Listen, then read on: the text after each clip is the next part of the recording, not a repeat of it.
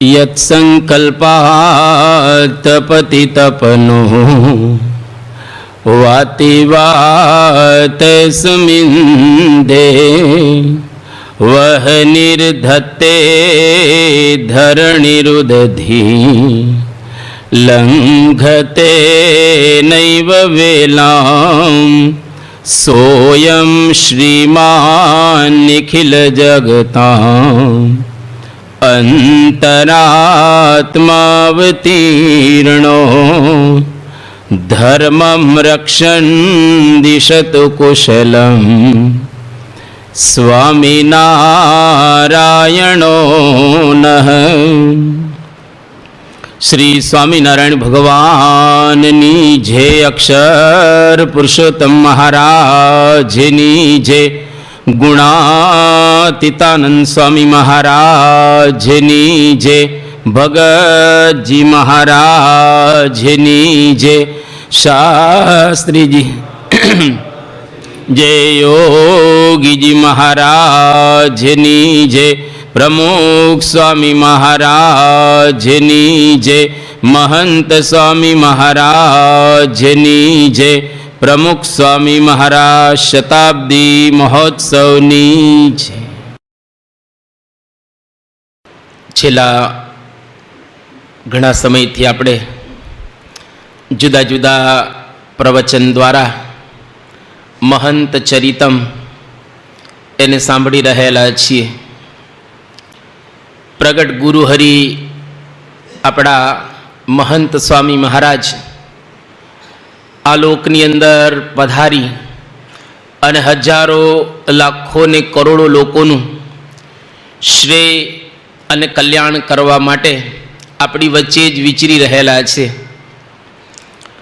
सत्पुरुषो हमेशने माटे जे वर्तता होय छे एना माटे सहज छे, परंतु एमांथी हजारों ने लाखों लोकोने प्रेरणा प्राप्त थती होय छे।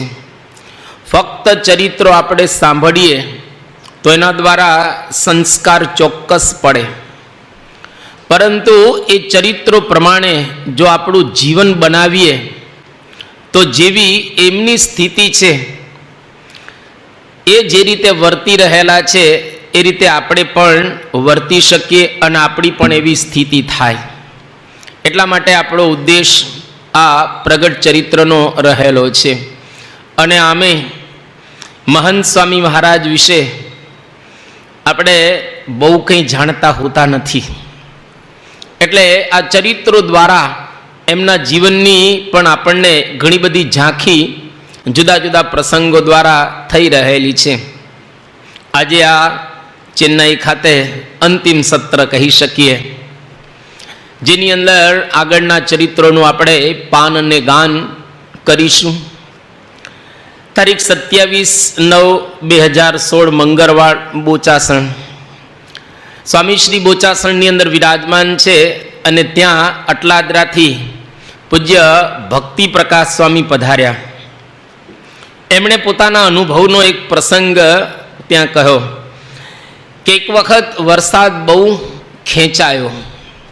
वरसादनी बहु खेंच हती, वरसाद पड़तो न हतो, एटले महंत स्वामी महाराजनी पासे आवी अने प्रार्थना करी के स्वामी तमे तो वर्षोथी योगी बापा अने प्रमुख स्वामी महाराजनो लाभ लीधेलो छे, तो वरसाद पाड़ो ने। तमारामां तो हवे सामर्थ्य आवे ने। छेल्ला 40 वर्षथी तो तमे दीक्षा लीधी छे अने वर्षोथी तमे आ प्रकारे साधना करी रहेला छो, तो वरसाद पाड़ो। ए वखते महंत स्वामी महाराज भक्ति प्रकाश स्वामी ने कहे छे के वरसाद तो आम चपटी वगाड़ीए अने तरत पड़े, पण परम पूज्य प्रमुख स्वामी महाराज बैठा छे ने एटले नथी पाड़ता। त्यारे बापा बैठा छे एटले वरसाद पाड़ता नथी, बाकी तो आम चपटी वगाड़े तरत वरसाद ए आवे। जो सामर्थ्य तो रहेली छे ज, परंतु कोईक वखत भगवान के संत ने कदाच न गमे तो ये सामर्थ्य वापरता नथी। जेम व्यापकानंद स्वामीए सच्चिदानंद स्वामीए एवं सामर्थ्य बताव्યું जे महाराज ने न गम्યું। व्यापकानंद स्वामीए बोटादनी अंदर घोड़ी मरी गયેલી હતી અને એક મચ્છરનો જીવ એમાં નાખી દીધો અને ઘોડી બેઠી થઈ ગઈ. મહારાજને સમાચાર મળ્યા કે વ્યાપકાનંદ સ્વામીએ ઘોડીને જીવતી કરેલી છે. સચ્ચિદાનંદ સ્વામી એક વખત ઇન્દ્રને લાત મારીને વરસાદ વરસાવ્યો. મહારાજને ખબર પડી કે સચ્ચિદાનંદ સ્વામી વરસાદ વરસાવ્યો છે. મહારાજે આ બંને સંતોને કહ્યું કે ભગવાનનું કામ આપણે નહીં કરવાનું, એ ભગવાન કરે, આપણે એમાં પડવાની જરૂરિયાત રહેલી નથી. તો કોઈક વખત સામર્થ્ય હોવા છતાં પણ બતાવતા હોતા નથી. એટલે અહીંયા આગળ આપણા ગુરુ મહંત સ્વામી મહારાજની અંદર આવું સામર્થ્ય છે જ, પણ કોઈક વખત જરૂર હોય ત્યારે બતાવે, પણ જરૂરી ન હોય ત્યારે બતાવતા હોતા નથી. એક વખત બોચાસણમાં વિરાજમાન હતા. 25/9/2016 રવિવાર ભોજન દરમિયાન કેટલાક પ્રસંગો નીકળ્યા. એમાં યોગી બાપા એક વખત કહે છે કે મહંત સ્વામી ક્યાં છે? એટલે કોઈકે કહ્યું કે બાપા મહંત સ્વામી તો માંદા છે. તો યોગી બાપા ક્યાં બોલાવો અહીંયા આગળ. અને બધા જમતા હતા એટલે સ્વાભાવિક રીતે ત્યાં આગળ બોલાવ્યા.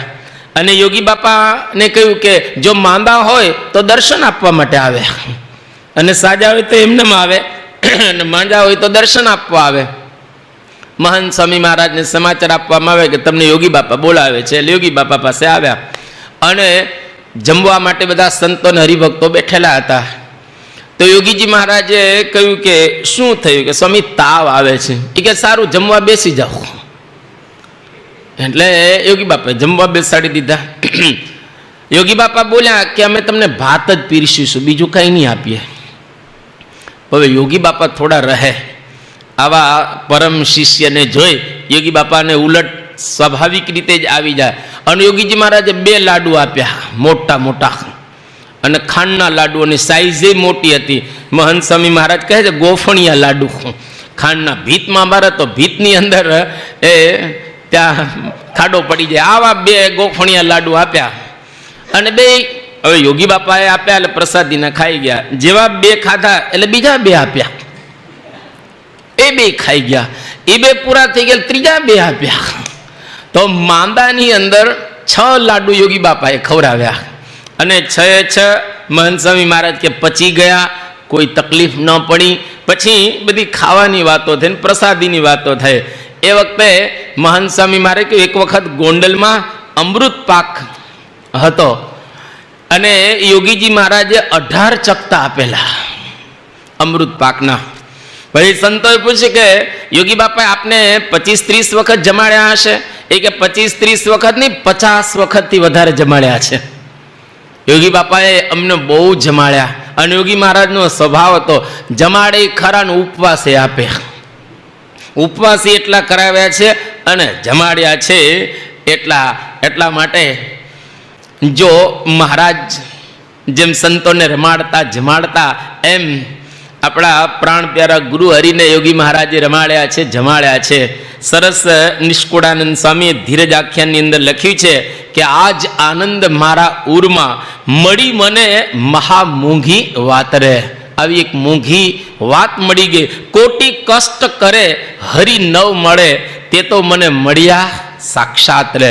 કરોડો કષ્ટ સહન કરીએ તો ભગવાન મળ્યા નથી, એ સેજે સેજે મળી ગયા. કોઈ દાખલો આપણે નથી કર્યો, આપણે ક્યાં તપ કરવા ગયા છીએ.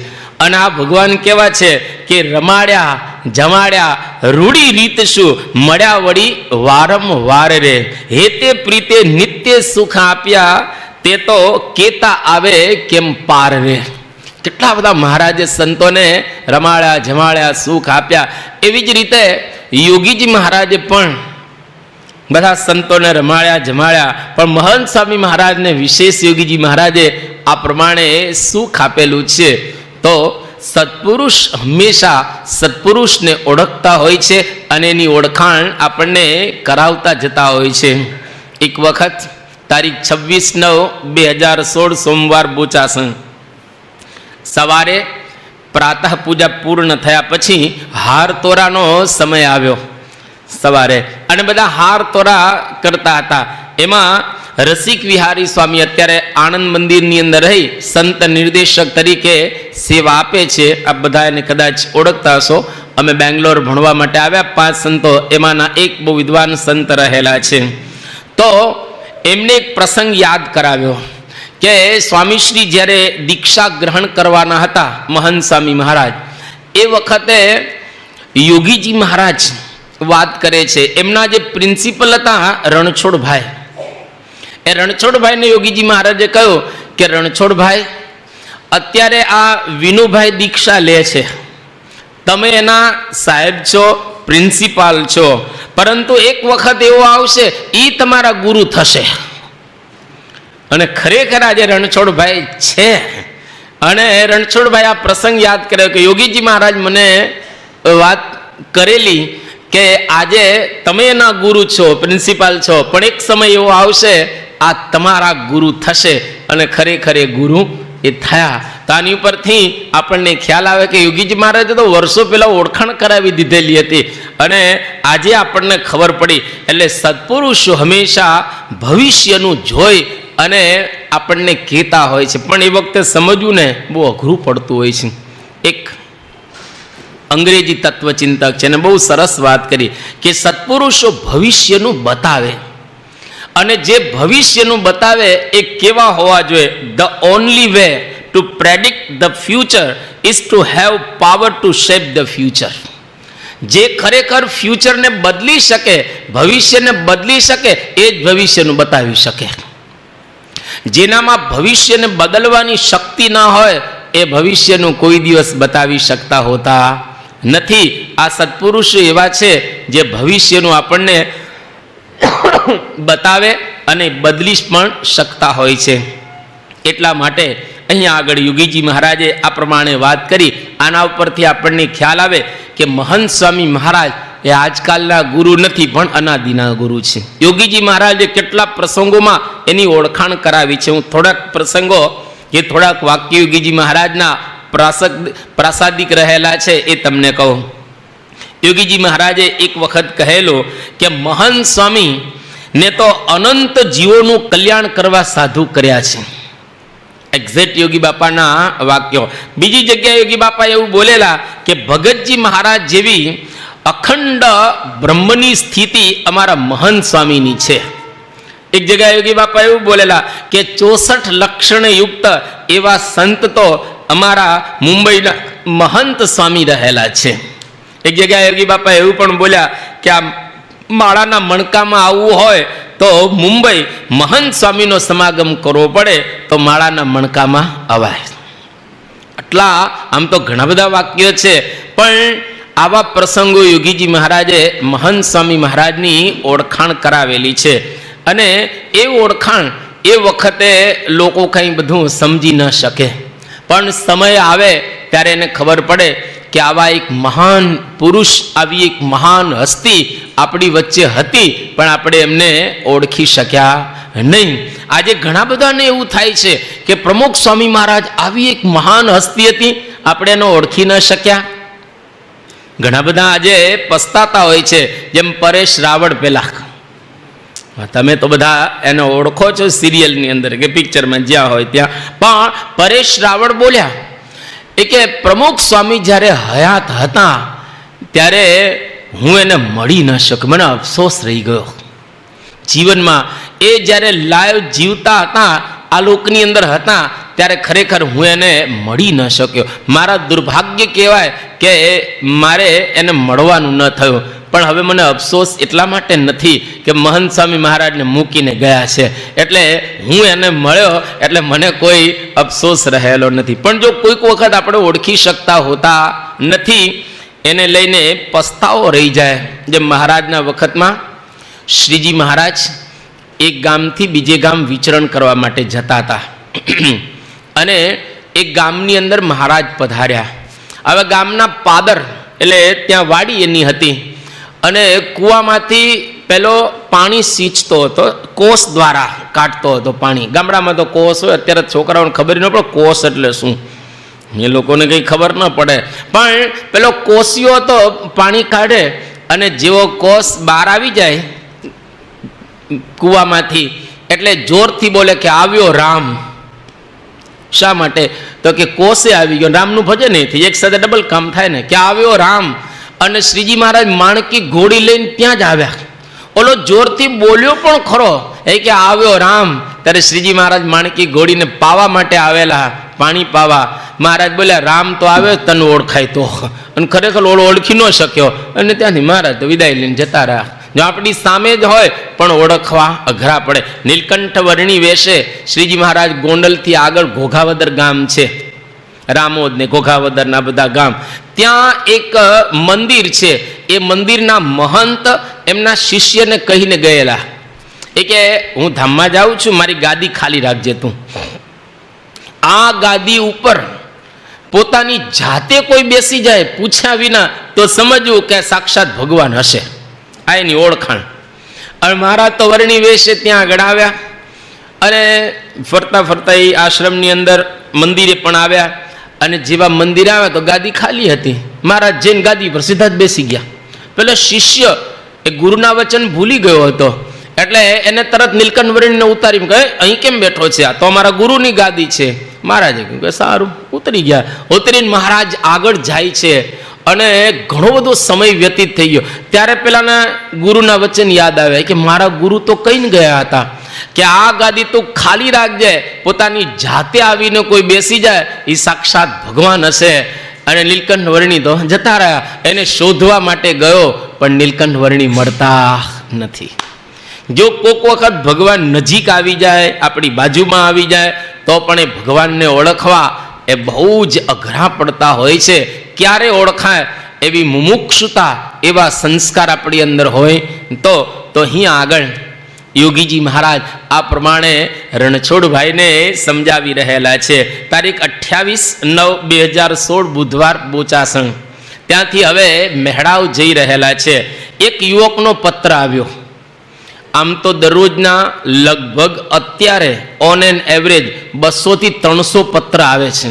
એમાં પછી ફેક્સ પણ સમજવાના, ઈમેલ પણ સમજવાના, વોટ્સએપ પણ સમજવાના. આ બધું અત્યારે દરરોજ 200 થી 300 લગભગ આવે છે. એમાં એક યુવકે પત્રની અંદર એવું લખ્યું કે મારા મનમાં શંકા કુશંકાઓ બહુ રહ્યા કરે છે કે પ્રમુખ સ્વામી મહારાજ જ્યારે હયાત હતા એ વખતે તમારા વિશે મને સદગુરુપણાનો ભાવ હતો. કારણ કે એ રીતે જાણતા હોય ને, સદગુરુ સંત છે મહાન સ્વામી, તો એ વખતે સદગુરુનો મને ભાવ હતો. અને હવે આપ બાપાની જગ્યાએ આવ્યા છો તો ક્યારેક ક્યારેક મને બાપાનો ભાવ આવે છે, પણ એ ભાવ બરાબર રહેતો નથી. એટલે શંકા કુશંકા રહ્યા કે આપ ગુરુ છો કે નહીં, આ પ્રમાણે મને શંકા કુશંકા રહ્યા કરે છે. એટલે તમે મને જવાબ આપજો. જેવો કાગળ વાંચ્યો એટલે તરત જ મહાન સ્વામી મહારાજ બોલ્યા, એ કે બહારના દેખાવમાં બધા જુદા હોય, બહાર તો બધાનો દેખાવ જુદો હોય, પણ અંદર તત્વ એક જ રહેલું છે. પ્રમુખ સ્વામી મહારાજ, યોગીજી મહારાજ, શાસ્ત્રીજી મહારાજ, ભગતજી મહારાજ કે ગુણાતીતાનંદ સ્વામી, આ બધાનો બહારનો દેખાવ જુદો છે, પણ અંદર તો મૂળ બધામાં મહારાજ જ રહ્યા છે. જો અંદરનું સમજાય તો પછી આ બધું સમજાય. એટલે ત્યાં આગળ સ્વસ્વરૂપની ઓળખાણ મહાન સ્વામી મહારાજે એ કરાવી. જો કોઈક વખત સત્પુરુષ પોતાના સ્વરૂપની ઓળખાણ કરાવતા હોય છે, અને કરાવી જ પડે. ભગવાન સ્વામિનારાયણ, રામકૃષ્ણાદિક અવતારો, દેવતાઓ, બધા મહાપુરુષો હજારોને લાખો થયા, એ બધાએ પોતાની ઓળખાણ કરાવેલી જ છે. ધારો કે અહીં સભામાં કોઈ ડૉક્ટર બેઠો હોય અને કોઈકને કંઈક તકલીફ થઈ અને ડૉક્ટર ઊભો થઈને બોલે કે હું ડૉક્ટર છું અને હું તારી સારવાર કરીશ, તો આપણે રાજી થઈએ કે એને કહે ગઈ તે કેમ એવું કીધું કે હું ડૉક્ટર છું? એટલે એ જે છે જ બોલે છે ને. કોઈ ડૉક્ટર હોય તો ડૉક્ટર બોલે, એન્જિનિયર હોય તો એન્જિનિયર બોલે. તો એમાં એની ઓળખાણ કરાવી, એમાં ખોટું એને શું કરેલું છે? ગુણાતીતાનંદ સ્વામી પોતાની ઓળખાણ કરાવે છે ને અક્ષર તરીકે.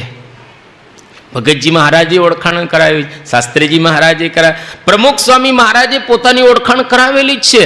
ઘણા બધા પ્રસંગોએ બાપાએ પોતાની ઓળખાણ કરાવી છે. આ વાસ્તવિકતા જે છે એ જ બોલે, તેમાં વાંધો શું છે?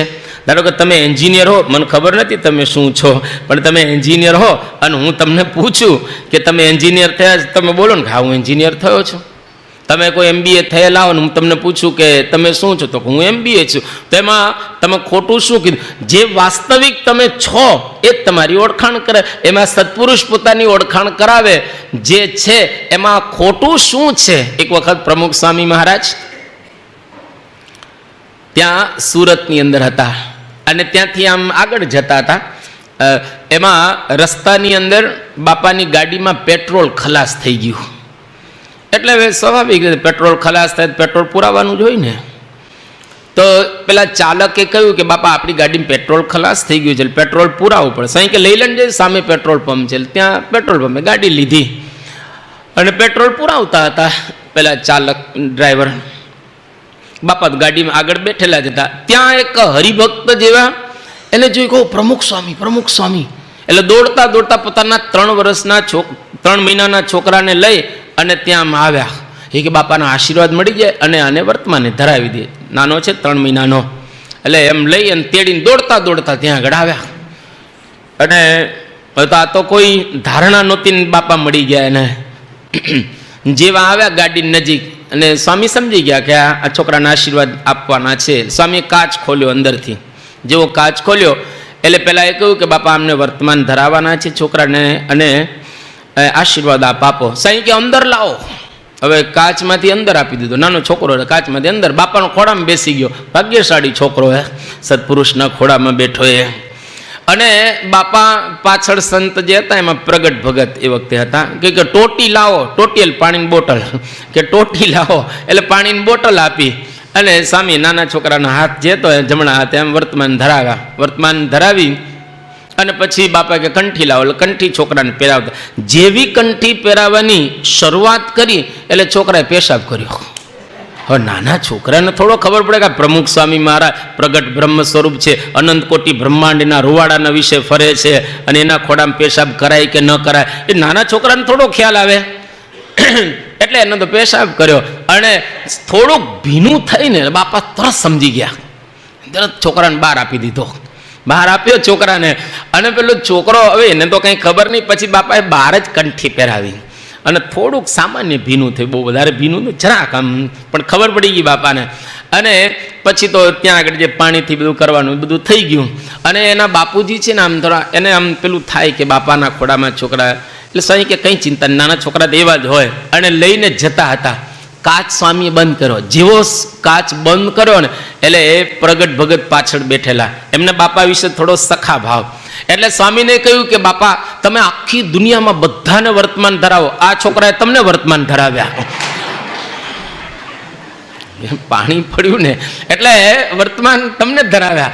અને સ્વામી છે ને ઓવર સ્માર્ટ એકદમ, આમ પરિસ્થિતિ તરત સમજી જાય. સ્વામી બોલે એ કે લાખ માણસનો સમય હોય અને હું અડધો કલાક પહેલાં જાઉં તો મને બધો ખ્યાલ આવી જાય કે ક્યાં ગડબડી છે ને ક્યાં સારું છે, બધું જ મને ખબર પડી જાય. આટલા ઓવર સ્માર્ટ બાપા કહેવાય. ભગવાનનું સ્વરૂપ એટલે સ્વાભાવિક રીતે એવા ગુણો સહેજે જ હોય અને પાછા પ્રત્યુત્પન્ન મતિવાળા કાલિદાસની ભાષામાં.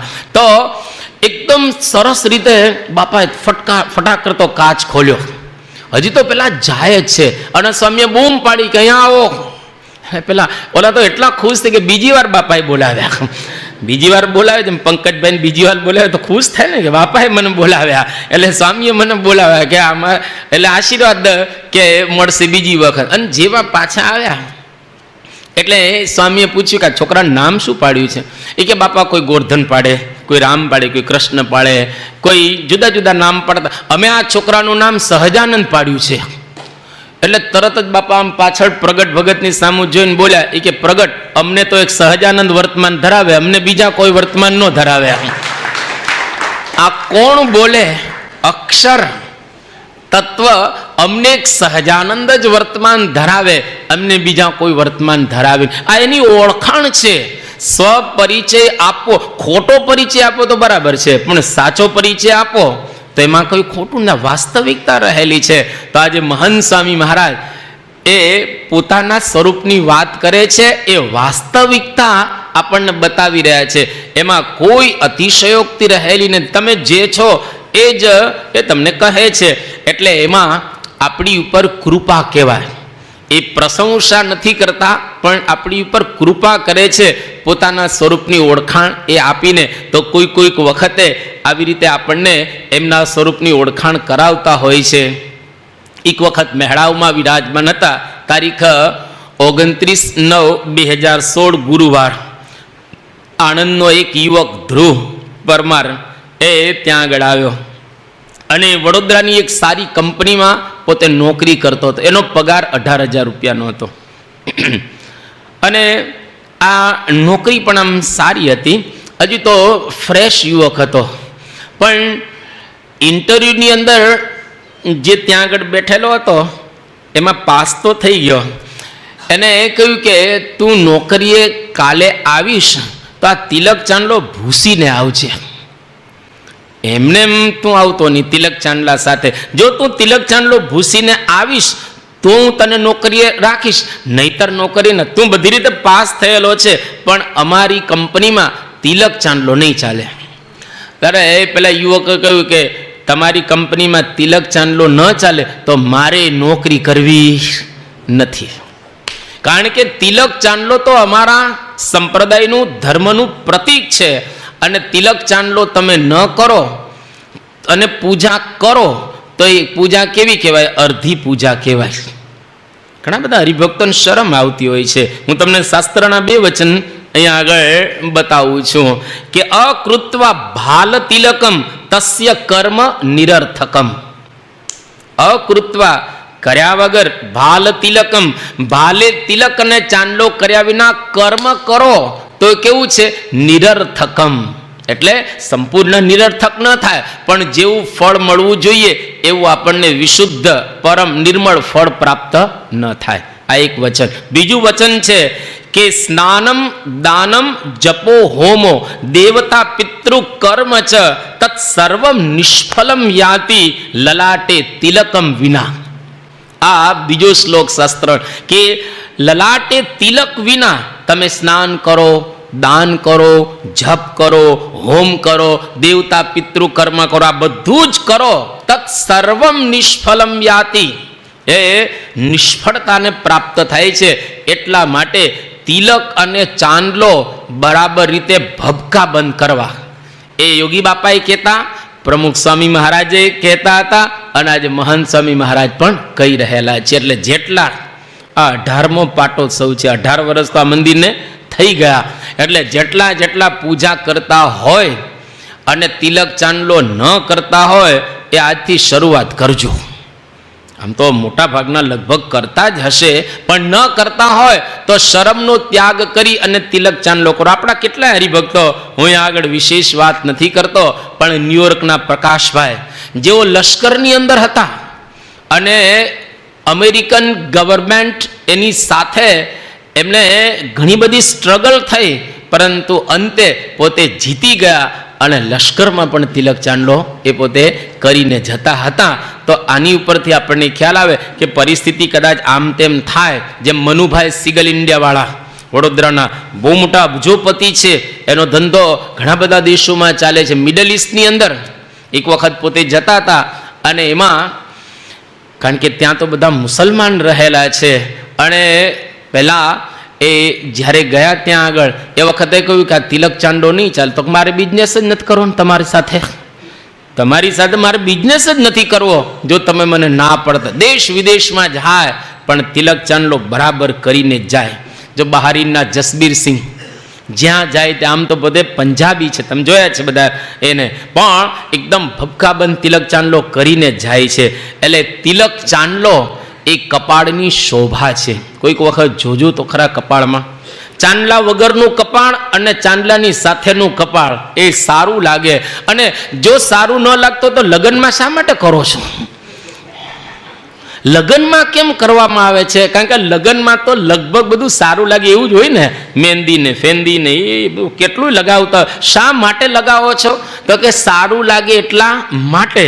તો લગ્નની અંદર જેમ ચાંદલો કરી સારો લાગે એટલા માટે. તો સમજો ને, દરરોજ લગ્ન જ છે આપણા ભગવાનની સાથે દરરોજ લગ્ન છે, અને આમ સારું જ લાગવાનો છે તિલક ચાંદલો. તો તિલક ચાંદલો બરાબર રીતે કરો. યુવક ઉપર સ્વામી બહુ રાજી થયા કે આવી દ્રઢતાવાળા યુવકો એ ખરેખર સંપ્રદાયની શોભા ગણાય.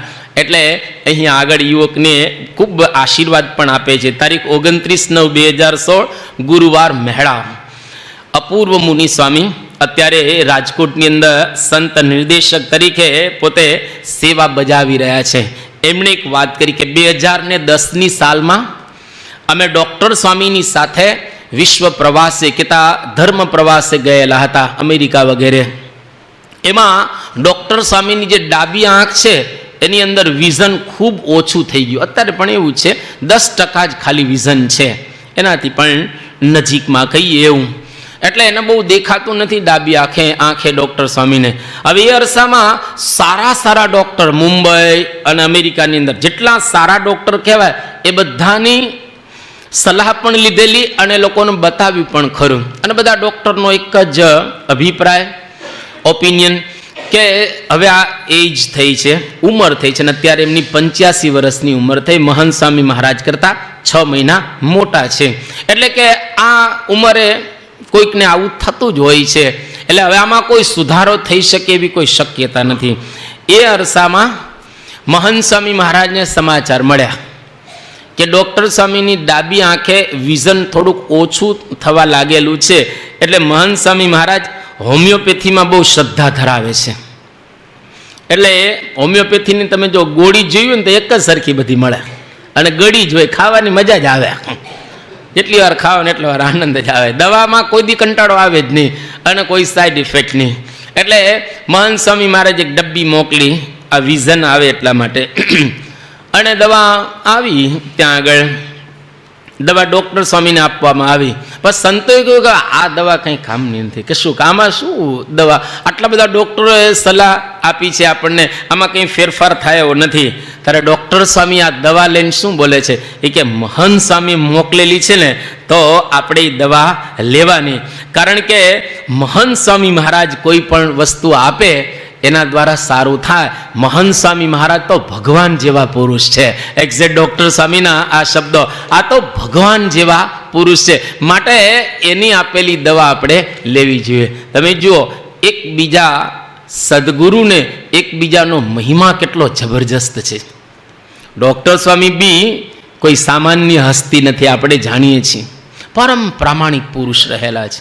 પણ છતાં એનો મહંત સ્વામી મહારાજનો મહિમા કેટલો, જ્યારથી યોગી બાપાએ કીધેલું છે ત્યારથી ડૉક્ટર સ્વામી દરરોજ પૂજા પછી મહંત સ્વામી મહારાજની સાથે હોય તો દંડવત કરે છે. આજે પણ જ્યાં જ્યાં મહંત સ્વામી મહારાજ હોય સ્ટેજ ઉપર ડૉક્ટર સ્વામી 2 દંડ. આ દ્રશ્ય તો જુઓ તમે, આવું દ્રશ્ય ક્યાં BAPS સંસ્થા સિવાય તમને મળે કે આટલા મોટા સંત એની સાથેના જ કહેવાય. અભ્યાસમાં બી આગળ ડૉક્ટર થયેલા છે અને સાધના પણ જબરજસ્ત કરેલી છે. છતાં પણ ગુરુ તરીકે મહંત સ્વામી મહારાજને સ્ટેજ ઉપર એ 2-3 દંડવત કરતા આપણે કેટલી વાર જોયા છે. અને જ્યારે ગુરુ ન હતા ત્યારે પણ ડૉક્ટર સ્વામી પોતાની પૂજા પૂરી કરી અને મહંત સ્વામીને મળવા જાય ત્યારે એમને દંડવત પોતે કરતા. કારણ કે યોગીજી મહારાજ એમની ઓળખાણ કરાવીને ગયા હતા એટલા માટે. તો આની ઉપરથી આપણને ખ્યાલ આવે કે મોટા પુરુષો ભક્તને ઓળખે. જો આપણે સારા ભક્ત હોઈએ તો ખરેખર ભક્ત આપણે ઓળખી શકીએ, અને જો આપણે બરાબર ભક્ત ન હોઈએ તો એવા ભક્તને ઓળખી શકતા હોતા નથી. સારંગપુરની અંદર સંત સ્વામી હતા, વયોવૃદ્ધ સંત અને જ્ઞાન વૃદ્ધ પણ હતા. પ્રમુખ સ્વામી મહારાજ એમને દંડવત કરતા અને એ પ્રમુખ સ્વામીને કરે તો બરાબર છે. પણ એ સંત સ્વામી ઘણી વખત એ વાત કરતા. અમે લગભગ 9 વર્ષ સારંગપુરની અંદર ત્યાં આગળ સંસ્કૃત ભણ્યા હતા. પછી આગળ પણ એ મહંત સંત સ્વામી ઘણી વખત એવું કહેતા કે ગોપાળાનંદ સ્વામી જેનું અપમાન કરવા માટે મોટા મોટા તૈયાર થયા હતા, જેની મૂર્તિઓ આપણે પધરાવેલી છે, એ ગોપાળાનંદ સ્વામીને ધોળા પહેરાવા તૈયાર થયા હતા. એની જોડીમાં દેવતાઓ પણ નાખેલો હતો. આવા પણ વિરોધો એમના થયા હતા. એની અંદર નિત્યાનંદ સ્વામી એક વખત ભળેલા, અને એના સંદર્ભમાં સંત સ્વામી કહેતા કે નિત્યાનંદ સ્વામીનું પાન્યું ભક્તમાંથી કાઢી નાખ્યો. પણ પછી તો એમની એવી સ્થિતિ થયેલી હોય, પણ કોઈક વખત ભક્તને ઓળખવા અઘરા પડતા હોય છે. એટલે આ મોટી વાત કહેવાય. આમાં આપણને કંઈ બહુ જાજો ખ્યાલ ના આવે, એ ભૂમિકા જુદી રહેલી છે. પણ ટૂંકમાં આવા મોટા સદગુરુ પણ આવા ગુરુને એકદમ ઓળખીને અત્યારે દંડવત કરી રહ્યા છે. એ ખરેખર એ બહુ આનંદની આપણા માટે વાત કહેવાય. અને એના દ્વારા આપણને પણ એક મહિમાની દ્રષ્ટિ પોતે આપી રહેલા છે. તારીખ 29/9/2016 ગુરુવાર મેળા. આત્મ સ્વરૂપ સ્વામી અત્યારે સ્વામીની સાથે વિચરણ કરે છે. એ આત્મ સ્વરૂપ સ્વામી એક પ્રસંગ કયો, એ કે લંડનમાં એક ભક્ત ડૉક્ટર સ્વામીને પત્ર લખે છે. પત્રની અંદર એવું લખે છે એ કે પ્રમુખ સ્વામી મહારાજ સભાની અંદર જ્યારે બેઠા હોય છે ત્યારે કોઈક વખત નાકમાં આંગળી નાખે છે. એ નાકમાં જાહેરમાં આંગળી નાખે છે, એ સારું નથી લાગતું. તો ડૉક્ટર સ્વામીને કહ્યું કે તમે પ્રમુખ સ્વામી મહારાજને કહેજો એ કે જાહેર સભામાં જ્યારે બેઠા હોય ને ત્યારે નાકમાં આંગળી ન નાખે. ડૉક્ટર સ્વામી આ પત્ર વાંચી અને તરત જ પેલાને લખે છે એ કે તને આ ચરિત્ર યાદ રહી ગયું ને એટલે તારો મોક્ષ થઈ જશે. આ તને ચરિત્ર યાદ રહી ગયું ને એટલે તારો મોક્ષ થઈ. તને પહેલા તો ધન્યવાદ આપવા ઘટે કે તને આ પ્રમુખ સ્વામી મહારાજનું ચરિત્ર યાદ રહ્યું. પછી બહુ સરસ લખે છે એ કે પ્રમુખ સ્વામી મહારાજ તો સત્પુરુષ છે. એ જે ચરિત્ર કરે ને એ બધા જ દિવ્ય હોય છે. એમાં કોઈ પણ પ્રકારનો મનુષ્ય ભાવ રહેલો નથી. પણ મોટા મોટા એ સગુણ ચરિત્રની અંદર ભૂલા પડી જાય છે. ભાગવતની અંદર એક પ્રસંગ આવે છે કે બ્રહ્માજી ભગવાન કૃષ્ણચંદ્ર આ લોકની અંદર અવતાર ધારણ કરીને પધારે, એના માટે સ્તુતિ કરે છે ક્ષીરસાગરના કિનારે. અને ભગવાન પધાર્યા, ઘણા બધા ચરિત્રો કર્યા, વિસ્તાર ન કરતા. પણ ભગવાને એક ચરિત્ર કર્યું કૃષ્ણ ભગવાને કે શાંડિલ્ય ઋષિનો એક દીકરો હતો જેનું નામ મધુમંગલ. ભગવાન કહે છે કે મધુમંગલ, તું મારા ઘરે દરરોજ ખીર જમે છે, દૂધપાક જમે છે, તો મારી પણ એવી ઈચ્છા છે કે એક વખત તારા ઘરનો દૂધપાક જમવો છે. મધુમંગલ કે સારું, આજે હું તમારા માટે દૂધપાક લઈ આવીશ. શાંડિલ્ય ઋષિના ધર્મપત્ની આ છોકરાના માતુશ્રીને કહ્યું, માં કનૈયાને આપણા ઘરનો દૂધપાક જમવો છે, તું બનાવી દે. એ કે બેટા આપણા ઘરમાં છાસના એ સાંસા છે, તો દૂધપાકની વાત તો દૂર રહી ગઈ છે. પણ બહુ આગ્રહ કર્યો એટલે માગીને છાસ લાવ્યા, વઘારીને આપી એક મટુકીની અંદર, અને કે લઈ જા આ કૃષ્ણને આપજે. જેવો મધુમંગલ આમ દૂરથી આવે છે, કૃષ્ણ ભગવાન કહા મારા માટે દૂધપાક સરસ આવી રહ્યો છે. અને મધુમંગલ વિચાર કરે છે કે જેના ઘરે દરરોજ હું દૂધપાક જમું છું એને આવી છાસ પવાય? તમે દરરોજ કોકના ઘરે પીઝા ખાતા અને બાજરાનો એનો રોટલો ખવડાવાય? એટલીસ્ટ એને ટાકો બેલ તો ખવડાવવો પડે ને. તમે પીઝા ખાતા હો તો એને ટાકો બેલ તો ખવડાવવો પડે ને. તો આ એકદમ આવ્યા પેલો મધુમંગલ, અને કૃષ્ણ ભગવાન પણ આવ્યા. આમ જરા સ્પીડ વધારી દીધી ભગવાને કે હમણાં દૂધપાક પીવું. અને પેલો એકદમ પીવા લાગે છે એ કે આ છાસ થોડી અપાય. અને છાસ આમ પીવા, હવે એકદમ તમે જોરથી ઝડપથી પીવો એટલે રેલા તો નીકળે જ, અને રેલા નીકળે છે. જેવા ભગવાન નજીક આવે ને એકદમ જે મટુકી હતી એને ફોડી નાખી. પણ ભગવાન એની માએ જે બનાવેલું હતું ને એ રેલા ચાટવા લાગે મધુમંગલના આ મુખ ઉપરથી. અને એ જ વખતે બ્રહ્માજી આકાશમાંથી દર્શન કરવા આવે છે કૃષ્ણ, કે આ કેવી લીલાઓ કરે છે. અને એ દરમિયાન તો કૃષ્ણ ભગવાન મોઢા ચાટતા હતા બાળકના. અરે બ્રહ્માજી કે નો હોય પરબ્રહ્મ, આ તો ગોવાળિયાને મોઢા ચાટે છે, આ થોડો આવો પરબ્રહ્મ હોય કે. હવે કે જો ખરેખર પરબ્રહ્મ હોય તો આપણે પરીક્ષા કરીએ. એટલે વાછડા અને છોકરા બેને લઈ અને સત્યલોકમાં જતા રહ્યા બ્રહ્માજી. એ કે જો અદ્દલ આવા છોકરા અને વાછડા બનાવે તો હું સમજુ કે ભગવાન છે. ઉપર લઈને પાછા આવે છે બ્રહ્માજી મૂકીને. આ ભાઈ છોકરાને વાછડા સૂઈ જાય છે ત્યાં આગળ. અને જેવા નીચે આવ્યા તો ભગવાને એવું જ બનાવી દીધું ને વાછડા ને છોકરા બધા.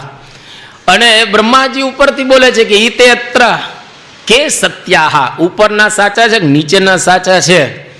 અને બ્રહ્મા જેવા નીચે આવ્યા ને તો ભગવાન અદૃશ્ય થઈ અને ઉપર જતા રહ્યા સત્યલોકમાં. અને જેવા સત્યલોકમાં ગયા ત્યાં તો બ્રહ્માજી તો અહીં નીચે હતા, અને સેવકો ત્યાં ઊભેલા હોય. ભગવાને રૂપ બદલી નાખ્યું, પોતે જ બ્રહ્મા બની ગયા, એકદમ અદ્દલ બ્રહ્મા.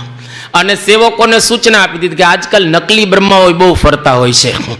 કૃષ્ણ ભગવાન કહે છે અને કે આપણા સત્યલોકની અંદર જો નકલી કોઈ બ્રહ્મા આવે તો ને દંડે દંડે મારવાના. એમ કરીને કૃષ્ણ ભગવાન તો અંદર જતા રહ્યા અને સિંહાસન ઉપર ગોઠવાઈ ગયા સરસ રીતે. આ બાજુ બ્રહ્માજી આવ્યા પાછા, કારણ કે જોયું તા તો ખરેખર ભગવાન જ રહેલા છે.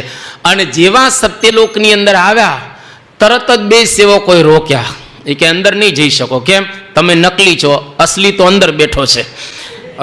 અસલી તો અંદર બેઠેલો હોય અને દંડે દંડે મારે છે. ત્યાં આગળ બહુ વિસ્તાર કરે છે. આ 3-4 પુરાણમાં બતાવે, વિષ્ણુ પુરાણની અંદર ને ભાગવતમાં થોડુંક છે, બીજા પુરાણોની અંદર હરિવંશ વગેરેમાં. તો ત્યાં આગળ જેવા મારે છે અને એ વખતે બ્રહ્માજી છે ત્યાં આગળ ધ્યાન કરે છે. અને જેવું ધ્યાન કર્યો તો કૃષ્ણ ભગવાન તો આસન ઉપર બેઠેલા છે. અને એ વખતે બ્રહ્માજી પોતે બોલે છે કે અહો ભાગ્યમ નંદ ગોપ વ્રજોકસામ યન મિત્રમ પરમાનંદમ પૂર્ણમ બ્રહ્મ સનાતનમ. કે ખરેખર વ્રજના અહોભાગ્ય કહેવાય કે જેની સમક્ષ આવા પ્રગટ ભગવાન વિચરણ કરી રહ્યા છે. એટલે નીચે આવે ને એ વખતે ચરિત્રોમાં આપણને તકલીફ પડતી જ હોય છે. જેમ તુલસીદાસજી એક બહુ સરસ ચોપાઈ લખી કે નિર્ગુણ બ્રહ્મ સુલભ અતિશોઈ સગુણ ન જાણે મુનિ મન કોઈ નિર્ગુણ રૂપ સુલભ અતિશોઈ. કે આકાશમાં રહેલા ભગવાનના વિશે કે સત્પુરુષને વિશે તો દરેકને ભાવ હોય, એના એ પૃથ્વી પર આવે ત્યારે એવો અદ્દલ ભાવ સચવાય ત્યારે સમજવું કે એના સ્વરૂપને આપણે બરાબર રીતે ઓળખેલું છે. એટલે અહીં આગળ ડૉક્ટર સ્વામીએ પેલાને કહો કે પ્રમુખ સ્વામી નાકમાં આંગળી નાખે છે ને એ બરાબર જ છે. હવે ડૉક્ટર સ્વામી પેલાના કાગળમાં ઘણો બધો વિસ્તાર લખે છે, પણ છેલ્લી એક વાત એને કરી એ કે સત્પુરુષના ચરિત્રની અંદર કોઈ દિવસ મનુષ્ય ભાવ લાવવો નહીં. એ જે કરતા હોય છે એ બરાબર જ કરતા હોય છે. અને આ બધી વાતો નીકળી મહંત સ્વામી મહારાજની પાસે. પછી આત્મ સ્વરૂપ સ્વામી કહે છે મહંત સ્વામી મહારાજ એ કે યોગીજી મહારાજ આવું કોઈ દિવસ કરતા? જાહેર સભામાં નાકમાં આંગળી નાખતા કે ના? યોગી બાપા કોઈ દિવસ નાકમાં આંગળી નાખતા આપણે જોયા નથી. અને પછી એમણે કહ્યું કે યોગીજી મહારાજે કોઈ આવા, એ કે ના આપણને ખ્યાલ નથી આવા ચરિત્રો કર્યા હોય. પછી ત્યાં આગળ અપૂર્વ મુનિ સ્વામી જે રાજકોટના સંત નિર્દેશક એ કે આપ આવી કોઈ પ્રસાદી જમેલા? નાકની પ્રસાદી? હવે આ તો નાક તો એની અંદર આ બધું કઈ રીતે આપણે જમી શકાય? આને તો પ્રસાદી કેવી કેમ એ પ્રશ્ન છે. પણ હવે નાકની અંદર તર મહંત સ્વામી મહારાજ કહે છે કે હા, અમે એક વખત યોગી બાપાની આ પ્રસાદી જમેલા.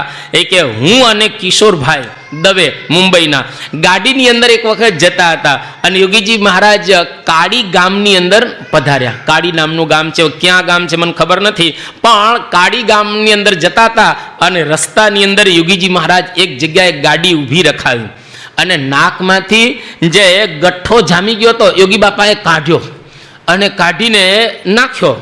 અને જેવો નાખ્યો તો ગાડી ત્યાં ઊભી રાખી હતી, કારણ કે અને કિશોરભાઈને હું એ બે લેવા દોડ્યા અને એ ગઠ્ઠો જે હતો નાકમાં જામેલો એ કે અમે બે લઈ લીધો અને બે અડધો અડધો કરી અને ખાધો અને પ્રસાદી. આ મહંત સ્વામી મહારાજ તમે જો નાકની પ્રસાદી પણ અમે ખાધેલી છે. આને શું કહેવાય? દિવ્ય ભાવ. ઘણી વખત આપણને સાંભળવું ગડબડ લાગે ને, આપણે સાંભળવું એમ લાગે કે નાકની આ બધું ગુંગા ખાવાના આ બધું તો લાગે કયો, પણ જો સત્પુરુષ કેટલા હદ સુધી દિવ્યતા પોતાના ગુરુની અંદર રાખતા હોય છે. એટલા માટે જેમ નિત્યાનંદ સ્વામી ગાયો ને રુચિરાધિપતે રખિલમ રુચિરમ મંગલાધિપતે રખિલમ મંગલમ, ભાગવતની અંદર છે ભગવાન અને સંતના બધા જ કર્મો દિવ્ય હોય છે. કૃષ્ણએ જેમ ગીતામાં વાત કરી જન્મ કર્મ ચ મે દિવ્યમ એવમ યો વ્યક્તિ તત્વતઃ ત્યક્તવા દેહમ પુનર્જન્મ નૈતિ મામેતિ સોર્જુન. એટલે ભગવાન અને સંતના બધા જ ચરિત્રો દિવ્ય છે. એનું હાલવું, ચાલવું, ખાવું, પીવું, હરવું, ફરવું, બગાસાય દિવ્ય છે. એટલા હમણાં સુરતની અંદર મહંત સ્વામી મહારાજ આવે, જેટલી વખત જમવા બેઠા સવાર બપોર ને સાંજ બગાસું ખાઈને જ જમે રોજ. તો અમે પેલા ભંડારીને કહેતા એ કે તમે કીધું બરાબર ખવડાવતા નથી એટલે બગાસું ખાવું પડે છે. અમે બરાબર ખવડાવતા નથી એટલે થોડું વધારે ખવડાવજો. પણ જેટલી વખત જમવા બેઠા બધા સંતો એની નોંધ કરેલી છે, બગાસું ખાઈને જ જમે. તો એનું બગાસું ખાવું એ દિવ્ય છે અને એનું એક એક ચરિત્ર ટૂંકમાં દિવ્ય રહેલું છે. તારીખ 7/10/2016 શુક્રવાર, ભાવનગર.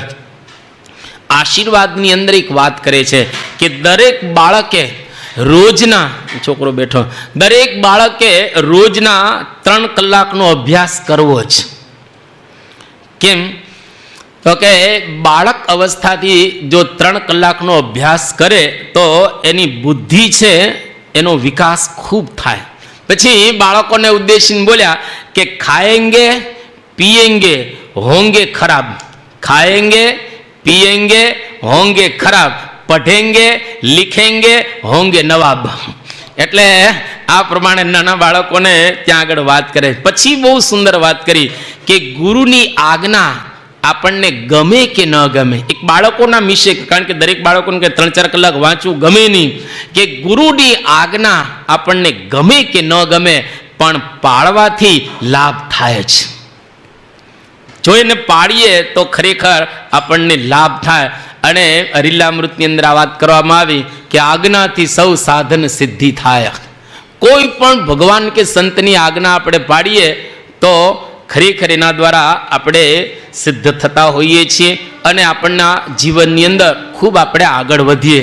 નિષ્કુળાનંદ સ્વામી એક જગ્યાએ એવું લખ્યું કે વચને પ્રવૃત્તિ, વચને નિવૃત્તિ, વચને બદ્ધ મુક્તતા કહીએ, તે વચન શ્રી હરિમુખના સુખદાયક સર્વે લઈએ. મોટા થવાનું હોય મનમાં તો હરિવચનમાં હંમેશ રહીએ. નિષ્કુળાનંદ કે ન લોપીએ, વાલમનું વચન કહીએ. આ નિષ્કુળાનંદ સ્વામી કહ્યું કે આજ્ઞાથી સૌ સાધન સિદ્ધિ થાય. એ કહે ને એટલું જ કરવાનું. એક વખત એક શિષ્ય ગુરુના આશ્રમની અંદર રહેતો હતો અને શિષ્ય ગુરુજીને કહ્યું કે ગુરુજી કેટલી માળા કરું? તો કે એક પણ નહીં. માળા જ નહીં કરવાનું. તો માળા જ નહીં કરવાનું. પછી બીજી વાત કહી કે ગુરુજી કેટલા ઉપવાસ કરું? તો કે એક પણ નહીં. કોઈ ઉપવાસની જરૂર નથી. ત્રીજો પ્રશ્ન પૂછ્યો કે ગુરુજી શી સેવા કરું? કે કોઈ સેવા કરવાની જરૂરિયાત નથી. ચોથો પ્રશ્ન તો ગુરુજી તો કરવાનું શું?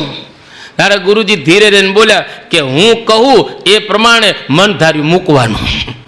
હું જે પ્રમાણે કહું એ પ્રમાણે કરવાનું, બસ. બીજું કઈ આ જ સાધના છે, બસ. વચને પ્રવૃત્તિ અને વચને નિવૃત્તિ, કહે એટલું કરીએ, બસ. આ મોટામાં આ સાધના છે ને, આ મનની સાધના અઘરી છે. જો 3 સાધના છે, એક શરીરની સાધના, બીજી ઇન્દ્રિયોની સાધના અને ત્રીજી મનની સાધના. આ ઉત્તરોત્તર અઘરું છે. કોઈ પણ કામ શરીરથી કરવું ને સહેલું લાગશે. તમે જોજો, મજૂર 10 કલાક રોડ ઉપર કામ કરી શકે, પણ એસી ઓફિસમાં જે ડાયરેક્ટર હોય 10 કલાક કામ નહીં કરી શકે. કારણ કે પેલાને શરીરથી કરવાનું છે અને આને મનથી કરવાનું છે. Thinking is hard work. આરામ ખુરશી ઉપર બેસી નીચે વાક્ય લખેલું છે. એક આરામ ખુરશી ઉપર બેઠો છે અને વાક્ય નીચે લખેલું છે કે થિંકિંગ ઇઝ હાર્ડ વર્ક. આમાં શું હાર્ડ વર્ક છે? આ વિચાર કરવો ને એ અતિશય અઘરો છે. શરીરથી 8, 10, 15 કલાક મહેનત થઈ શકે, પણ 10-12 કલાક વિચારવું હોય ને તો એ ન થઈ શકે. એટલે શરીર કરતાં ઇન્દ્રિયોને વશ કરવી અઘરી, ઇન્દ્રિયો કરતાં મનને વશ કરવું અતિશય અઘરું રહેલું છે. પણ સત્પુરુષ આપણને જે રીતે કહે એ પ્રમાણે જો કર્યા રાખીએ તો ધીરે ધીરે આપણું મન છે એ વળે. આ જ મોટામાં મોટી સાધ. ઘણી વખત કંઈ દેખાય નહીં, વર્ષો સુધી કંઈ ન દેખાય તો પણ પડ્યા રહેવું, બસ. એક વખત એક આશ્રમની અંદર શિષ્ય હતો, 20 વર્ષથી ગુરુની પાસે, અને ગુરુને કહ્યું કે કથા એ કંઈ યાદ જ નથી રહી મને, તો હવે ઘરે જાઉં છું. કારણ કે ટાઈમ બગાડવાનો કોઈ મતલબ નહીં. ગુરુ કે રે ને ઘરે આવવાની કોઈ જરૂરિયાત નથી. પણ કે 20 વર્ષથી અહીં છું, એ કંઈ કશું જ કંઈ થયું નથી. ત્યારે ગુરુએ કહ્યું કે સારું, તારે ઘરે જ જવું છે ને તો આ ટોપલો છે, જેને આપણે સુંડો કહીએ સાદી, આ ટોપલો છે એ તું ત્યાં લઈ જા, નદી બાજુમાં છે, ટોપલો પાણીનો ભરી અને પાછો તું આગળ લઈ આવજે. શિષ્યએ કહ્યું, ગુરુ તમારી ઉંમર 60 વર્ષની થઈ ગઈ છે, સુંડલામાં ટોપલામાં થોડું પાણી રહે તો સ્રવી જાય ને તરત જ. અને 60 બુદ્ધિ નાઠી આપણે બોલીએ છીએ ને, કેમ બુદ્ધિ નાઠી? કે વિટામિન B12 ઓછું થઈ જાય. અને આપણે માંસાહારી નથી, શાકાહારી છીએ. શાકાહારીમાં વિટામિન B12 45 વર્ષની ઉંમર પછી ઓછું થવા લાગે છે. એટલે 60 ઘણું બધું ઓછું થઈ ગયું હોય છે. અને નર્વસ સિસ્ટમ આપણી છે, એ નર્વસ સિસ્ટમ ઉપર એની અસર થાય છે વિટામિન B12 ઓછું હોય તો. એટલે યાદશક્તિ ઘટે. ઘણા નથી ફરિયાદ કરતા કે મારી યાદશક્તિ ઓછી થઈ ગઈ, એટલે વિટામિન B12 ના ઇન્જેક્શન લેવા માંડી જાય, આવી જશે પાછી. એટલે આ પ્રમાણે એ ગુરુને કહ્યું કે તમારી 60 વર્ષની ઉંમર થઈ ગઈ, હવે આપ સુંડલામાં થોડું પાણી રહે. કે સારું, હવે તમે કહો છો તો હું જાઉં. એટલે ત્યાં આગળ ગયો અને આમ નદીમાં સુંડો બોળ્યો. એમાં જ પાણી કાંઈ કાદવ કીચડવાળો સુંડલો તો છાણ હતું. અને 2-5 વખત બોડીને પાછો આવી ગયો. સુંડલાનો કર્યો ઘા અને હવે ઘરે જતો હતો. ત્યારે ગુરુએ કહ્યું કે બેટા એક વાક્ય સાંભળતો જા. એ કે 20 વર્ષમાં ઓછું સંભળાવ્યું છે, કેટલી કથા તમારી સાંભળી છે, હજુ તમારે સંભળાવવું છે? કે ના બેટા, એક વાક્ય સાંભળી અને તું જા. એ કે તું સુંડલો લઈ ગયો હતો ત્યારે કેવો હતો? તો કે કાદવ કીચડ એવો હતો, ગંદો હતો. અત્યારે કેવો છે? તો કે એકદમ સાફ સુથરો થઈ ગયેલો છે. એ કે બેટા આની અંદર એક ટીપું પાણી રહ્યું? તો કે ના, એક ટીપું પાણી રહ્યું નથી, પણ સાફ સરસ થઈ ગયો. કે બેટા તને એકે શબ્દ યાદ નહીં રહે તો કંઈ વાંધો નહીં, તું આશ્રમમાં રહે, તારો ટોપલો સાફ રહેશે, તારો ટોપલો તો સાફ રહ્યા કરશે. એમ ભલે આપણને કોઈ શબ્દ યાદ રહે ન રહે, કશો વાંધો નહીં, પણ રવિ સભામાં કંઈ આગળ આવવાથી ટોપલા સાફ થતા રહેશે. આપણા ટોપલા છે હંમેશને માટે સાફ થતા રહેશે. ગુરુની કૃપા આપણી ઉપર હંમેશને માટે બની રહેશે. જો ખરેખર અહીંયા આગળ વળગ્યા રહેશું તો એ અહીંયા આગળ સંદેશો આપ્યો. તારીખ 9-10-2016 રવિવાર, ભાવનગર. મુલાકાતની અંદર એક ભરતભાઈ આવ્યા. હવે એમના શાળાનો એક પ્રશ્ન, એનો જવાબ એ મેળવવા માટે ભરતભાઈ પોતે આવ્યા હતા. એમના પિતાશ્રીને પ્રમુખ સ્વામી મહારાજની એકદમ રટના લાગી ગઈ. બાપા જ્યારથી ધામમાં ગયા ત્યારથી એમને આમ ચિંતા હતી કે ખરેખર મારા પિતાશ્રી ધામમાં જ ગયા છે કે નહીં આ ભરતભાઈને. કારણ કે બાપા ધામમાં ગયા શ્રાવણ મહિનામાં, આપણે જાણીએ છીએ. અને આ 3 મહિના વ્યતીત થઈ ગયા છે. આસો મહિનો અત્યારે ચાલે છે. તો આ મારા પિતાને કોણ લેવા આવ્યા? આસો મહિનામાં ધામમાં ગયા, એ કે બાપા તો શ્રાવણ મહિનામાં ધામમાં ગયા છે, મારા પિતાને લેવા કોણ આવ્યા હશે? અને ખરેખર કોઈ લેવા આવ્યા હશે કે નહીં, આ પૂછવા આવ્યા હતા. ત્યારે મહંત સ્વામી મહારાજ એકદમ નિશંકપણે કહે છે કે તમે ચિંતા ન કરો, તમારા પિતા ધામમાં બેઠા. પણ કે કોણ લેવા આવેલા? ત્યારે એમને ભરતભાઈ કહ્યું કે તમે લેવા આવેલા? કે હા, અમે લેવા માટે આવેલા. એ ધામમાં જ બેસી ગયા છે, તમે ચિંતા કરતા નહીં. જે મહારાજે કહ્યું ને કે મારા જનને અંતકાળે જરૂર તેડવા આવું, આ મારું બિરુદ ન બદલે સર્વે જનને જણાવ. એક વખત આપણને કંઠી પહેરાવીને એટલે નિશ્ચિંત થઈ જવાનું. બસ કંઠી પહેરી લીધી એટલે આપણે નિશ્ચિંત કે ભગવાનને સંત આપણને ધામમાં લેવા જાય. એમાં શંકા નહીં રાખવાની. જો શંકા રાખે તો મુશ્કેલી. એક વખત એક ભક્ત ડુંગર ઉપર ચડેલો હશે અને ભયંકર ઠંડી, અતિશય ઠંડી. એમાં ચાલતા ચાલતા પગ લપસી ગયો અને પડ્યો. રાત્રે અંધારું થઈ ગયેલું. હવે શું કર? હાથમાં પકડાઈ ગયું કંઈક, વડની જે વડવાઈ કહેવાય ને એ પકડાઈ ગઈ. અને મહાન ભક્ત હતો. ભગવાનને કહ્યું, હે ભગવાન તમે મને બચાવો, હવે મારું કોઈ નથી, જો અહીંયા આગળથી પડીશ તો હું મરી જવાનો છું. ભગવાન કે તું દોરડું મૂકી દે, હું તને બચાવી લઈશ. એ કે એવું નહીં, તમે પહેલાં બચાવો ને પછી હું દોરડું મૂકું. અંધારું હતું, કશું દેખાતું તો હતું નહીં. એ કે પહેલાં તું દોરડું મૂકી દે, હું તને બચાવી જ લેવાનું છું, ચિંતા ન કર.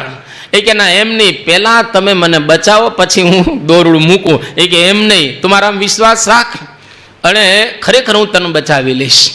પણ પેલો વિશ્વાસ નથી રાખતો. જો દોરડું મૂકી દીધું હો તો નીચે 5 ફૂટ જ જમીન હતી. જમીન હતી કે મરવાનો તો હતો નહીં, પણ દોરડું એને મૂક્યું નહીં અને ઠંડીમાં ઠૂઠવાય અને મરી ગયો. જો વિશ્વાસ રાખ્યો હોત તો. બસ આટલું જ અંતર હોય છે, થોડુંક જ. વિશ્વાસમાં ને અવિશ્વાસમાં થોડુંક જ અંતર હોય છે. જો ખરેખર વિશ્વાસ રાખીને બેસી રહેશો. કારે ભૂલી જા મન રે ભોળા આપણા જુદા આંખ. એ કવિએ સરસ વાત કે કારે ભૂલી જા મન રે ભોળા આપણા જુદા આંખ. ઉપરવાળી બેંક બેઠી છે આપણી માલમ માલ. આજનું ખાણું આજ આપે અને કાલની વાતો કાલ. નિશ્ચિંત થઈને જો સત્સંગ કરીએ તો ધામમાં જ બેઠા છીએ. સારંગપુરનું 10મું વચનામૃત, અંત્યનું 7મું વચનામૃત. મરીને ધામમાં જવું એવું નથી, દેહ છતાં જ આપણે બધા ધામમાં બેઠા છીએ જો બરાબર સત્પુરુષને વળગી રહીએ તો. એટલા માટે આ ભરોસો આવી જવો જોઈએ. ભરોસો, જેમ બહુ સુંદર પ્રસંગ એક રામાયણની અંદર આવે છે કે વિભીષણ એ તો લંકેશનો ભાઈ કહેવાય અને રાક્ષસ જ એ તો, પણ એને પહેલી વખત હનુમાનજી મળે છે લંકામાં. અને હનુમાનજી લંકાનું વાતાવરણ જુએ છે તો મારો કાપોનો અવાજ, રાક્ષસો જ બધા હતા. પણ જેવા વિભીષણે હનુમાનજીને જોયા એટલે એકદમ ખુશ થઈ ગયા વિભીષણ. અને વિભીષણ હનુમાનજીને જોઈ અને બહુ સુંદર બોલે છે કે અબ મોહી ભા ભરોસા હનુમંતા, કે હવે મને ભરોસો આવી ગયો કે બિનહી હરિ કૃપા મિલહી નહીં સંતા. તમે મળ્યા એટલે ચોક્કસ હવે રામ મળશે જ. ભરોસો આવી. અને ખરેખર ભગવાન રામનો ભેટો એ વિભીષણને થાય છે. અને પછી આપણે બાકીની કથા તો રામાયણમાં સાંભળીએ છીએ, પણ ટૂંકમાં આપણને એક ભરોસો આવી જવો જોઈએ કે આ પુરુષ દ્વારા મને ચોક્કસ ભગવાન પ્રાપ્ત એ થવાના જ છે અને લેવા આવે જ છે. કોઈ શંકા નહીં રાખવાની. કારણ કે યોગી બાપાએ કેટલાયને લેવા આવ્યા હતા. પ્રમુખ સ્વામી મહારાજના કેટલાય પ્રસંગો, અત્યારે હું આ સમય નથી એટલે આપણે કહેતા નથી, પણ કેટલાય જે મોજીદળના રામજીભાઈ જેવાને પ્રમુખ સ્વામી મહારાજ લઈ ગયા છે. 200 રૂપિયા કેટલાય વખત બાપાએ દર્શન આપ્યા છે. આ સત્સંગની અંદર બધા જાણીતા પ્રસંગ છે. મહારાજ પણ કેટલાયને લેવા ગયા છે. ગુણાતીતાનંદ સ્વામી લેવા ગયા, શાસ્ત્રીજી મહારાજ લેવા ગયા છે. તો આજે મહંત સ્વામી મહારાજ પણ લેવા આવે છે. એવો આપણે એક ભરોસો રાખી અને જો સત્સંગ કરીએ તો સાચા અર્થમાં એ સત્પુરુષની નિષ્ઠા દ્રઢ થઈ ગણાય. તારીખ 17/10/2016 સોમવાર ગોંડલ સવારે 6:10 વાગે પોતાના રૂમની અંદર પધાર્યા અને આરામ જ્યારે કરે છે એ વખતે ઉત્તમ યોગી સ્વામી કરીને એમણે પૂછ્યું કે શું આજે તમને ઊંઘ આવી ગઈ? ત્યારે મહંત સ્વામી મહારાજે કહ્યું કે ના, આજે ઊંઘ ન આવી. એ કે કેમ? તો કે વરસાદ પડે ને એટલા માટે હું રાત્રે ધૂન કરતો હતો. બધા સંતો અવાક થઈ ગયા કે વરસાદ પડે એના માટે પોતે જાગે છે આપણી સુખાકારી માટે. તો શાસ્ત્રોની અંદર તેવું કહેવામાં આવ્યું છે કે પરોપકારાય ફલંતી વૃક્ષાઃ, પરોપકારાય વહંતી નદ્યઃ, પરોપકારાય દુહંતી ગાવઃ, પરોપકારાય સતામ વિભૂતયઃ. આવા મહાન સંતો પરોપકાર હંમેશને માટે કરતા હોય છે. બસ બીજાના સુખમાં પોતાનું સુખ, બીજાના ભલામાં પોતાનું ભલું, એવું જ પોતે એ માનતા હોય છે. આ સત્પુરુષનો સ્વભાવ છે. શાસ્ત્રોની અંદર લખેલું તો છે જ કે એ તે સત્પુરુષાઃ પરાર્થ ઘટકાઃ સ્વાર્થમ ત્યજંતી. એ પોતાનો સ્વાર્થ તજી અને બીજાનું સારું કરે એ જ એમનો એક પરમ સ્વભાવ રહેલો છે. બાણભટ્ટ આપણે ત્યાં થઈ ગયા કવિ, બહુ સારા કવિ હતા બાણભટ્ટ. ઘણા બધા એને એક કાવ્ય લખ્યા છે. એમાં એક સત્પુરુષનો સ્વભાવમાં એમને બહુ 2 પંક્તિ સરસ લખી. અનપેક્ષિત ગુણ દોષ પરોપકારાય પરોપકાર સતામ વ્યસનમ. કોઈના ગુણ અને દોષ કોઈ દિવસ સત્પુરુષ જોતા નથી. આપણા કોઈ દિવસ ખરાબ ચોપડાઈ રાખતા જ નથી, એટલું યાદ રાખવું. આપણે ખરાબ રીતે વર્ત્યા હોય ને એ સત્પુરુષ કોઈ દિવસ જોતા નથી. જેમ પ્રેમાનંદ સ્વામી મહારાજને કહે છે કે અવગુણ જાની તજો પિયા મોહબ્બત, कोटि कल्प मेरो अंत न आवना, हो साथीड़ा मेरो नेह निभावना। जो तमे मारा अवगुण जोशो तो कोटि कल्पे मारो कई मेड़ पड़े एवो नथी, पण मारा कवि मारा अवगुण ने ओळंगी ने आवजो रे, मारी कांटाड़ी छाबड़ीए फूलो लावजो रे। तमे अवगुण जोशो तो हूँ तमने कोई दिवस पामी शकवानो ज नथी। अने आपणी वास्तविकता रहेली छे, अपनी अंदर केटला बधा दोषो छे ए आपने ज खबर पड़े, ये आपने ज खबर पड़े कि आपणामां केटला दोषो। पण सत्पुरुष कोई दिवस क्यारे कोईना दोष जोता नथी, बस गुण ज जोवे। अणुमप्य तुलम हि मन्यते, थोड़ुं करेलुं होय तो एना द्वारा भगवान अने संत मोटुं मानी लेता होय छे। एटला माटे आ एमनुं हृदय केवुं छे, एकदम माखण जेवुं हृदय, दूरथी न द्रवी जाय। આપણને જોવે થોડુંક આપણે કરીએ તો રાજી રાજી થઈ જાય અને આપણને આગળ વધારતા હોય છે। તુલસીદાસે આવી એક ચોપાઈ લખેલી છે કે સંત હૃદય નવનીત સમાના, कहा कभी न परी कहे न जाना, निज परिताप द्रवई नवनीता, पर दुख द्रवही संत पुनीता। बीजाना दुख जोई अने संत एकदम द्रवी जाए, आ एनो स्वभाव छे। एटले आपणा गुरु पण आ ज रीते वर्ती रहेला छे। हवे थोड़ा प्रश्न पूछवामां आवेला छे महंत स्वामी महाराज। आपणे अत्यारे पूर्णाहुति करीए छीए, आम तो लगभग 400 थी वधारे प्रसंग छे। अहींया आगळ तमारी समक्ष लगभग 90 થી 100 प्रसंग आपणे रजू कर्या छे। 300 प्रसंगो ए बाकी छे, तमे तमारी रीते करी शकशो। अने अहींया आगळ 2 संतो छे, भविष्यमां तमने संभळावशे पूज्य आनंद सागर स्वामी अने आ प्रमाणे संतोष प्रिय स्वामी। पण केटलाक प्रश्न महंत स्वामी महाराजने पूछवामां आव्या छे अने एना जवाब ए आपे छे। आखुं जीवन एनुं तपासीए तो लगभग आ प्रश्नोनी अंदर एने आपणे कही शकीए कि आवी गयुं छे एमनुं जीवन। एवा 36 प्रश्न पूछ्या छे। घणी वखत घणा सेंटरोमां प्रश्न पूछवामां आवे छे, पण 36 प्रश्न एमने पूछवा। पहलो प्रश्न एने पूछवामां आव्यो कि आपने कया पुष्पनो हार बनाववानुं गमे? महंत स्वामी महाराज बोल्या के मोगराना पुष्पनो हार बनाववानुं गमे। केम? के मोगरा श्रीजी महाराज ने प्रिय था। मोगराना फूल सखी मोगराना फूल, આપણે એક કીર્તન સાંભળીએ છીએ। બીજો એમને એક પ્રશ્ન પૂછવામાં, આપને કઈ વાનગી પીરસવાની ગમે? એને કહ્યું કે પૂરણપોળી। કેમ? તો કે શાસ્ત્રીજી મહારાજને પૂરણપોળી ભાવતી હતી। યોગી બાપા કે ભાવતીની અંગીકાર કરતા હતા। સત્પુરુષને કશું ભાવતું હોતું નથી, એને તો બધા પદાર્થો સરખા હોય એવું યોગી બાપાએ આપણને કીધેલું છે। ત્રીજો પ્રશ્ન પૂછવામાં, આપને કયા શાકમાં વિશેષ રુચિ છે? અરે કહ્યું કે પરવળમાં। કેમ? તો કે પરવળ શાકનો રાજા, અને જે રાજા હોય એ જ રાજાને પસંદ કરે ને। હા, સત્સંગના રાજા અને પેલા શાકનો રાજા એ પરવળ, એટલે કે એમને પરવળનું શાકમાં વિશેષ રુચિ છે। ચોથો પ્રશ્ન, આપનું પ્રિય સ્થાન કયું છે? ત્યારે કહ્યું કે ગોંડલ। કે શા માટે ગોંડલ? કેમ સારંગપુર નહીં? કેમ અમારું સુરત નહીં, તમારું ચેન્નઈ નહીં, અને ગોંડલ જ કેમ?